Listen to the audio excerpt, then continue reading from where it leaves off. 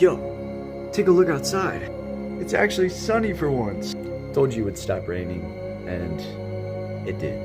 So I want you to go outside. I want you to go enjoy nature, enjoy God, and talk to Him. You don't know if you'll wake up tomorrow. You don't know if tomorrow's promised or not.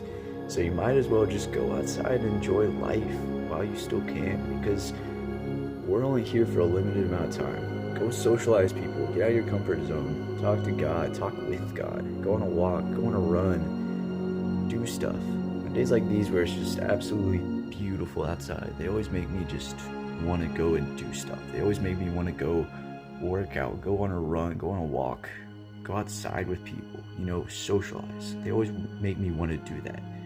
So I try to do that. You should do the same. And I hope you have a good day today. Remember, God loves you. He always has. And God bless.